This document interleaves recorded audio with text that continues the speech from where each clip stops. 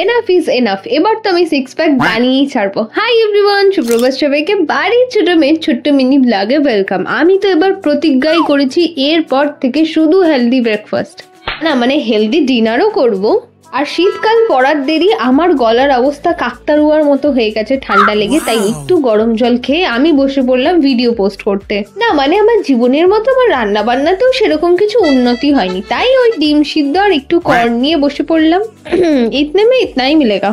এরপর জিমের ভোটার কার্ডে নাম লিখিয়ে আমি টুই টুই করে চললাম জিম। সবার আগে করে নিচ্ছিলাম ওয়ার্ম আপ, কারণ কি আজ ছিল আমার চেস্ট ওয়ার্কআউট। আমি ভীষণ শান্ত আর সুস্থ মাথায় ওয়ার্কআউটটা করছিলাম, কিন্তু এই ভদ্রলোক এসে কি ম্যাজিক দেখাচ্ছিল এটা স্বয়ং নারায়ণই জানে। তাই টুই টুই করে ওয়ার্কআউট শেষ করে যেই না বাড়ি যাব, তারপরে দেখি সৈকত ওয়াকারে হাঁটছে, আর ওকে দেখে আমার লাইফে একটা খুরাফাতি আইডিয়া এসছে। ও ওয়াকারে হাঁটতে এসেছিল, কিন্তু আমার দৌলতে ও টর্নেডোর মতো এখন ঘুরছে। ইয়া তো কুছ তো চল রা থা ইউ নো।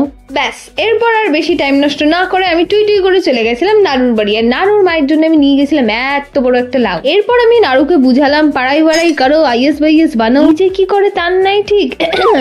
এরপর লাঞ্চ করে বাড়িতে এসে ব্যাক টু ব্যাক দুটো শুট কমপ্লিট করে আমি বসে পড়লাম ডিনার করতে। আর আজ ছিল গরম গরম আলুর পরোটা। তো আজকের জন্য এইটুখানি। আচ্ছা চল তাহলে দুয়া মেয়ে রাখনা, টাটা বাই বাই, খুশ।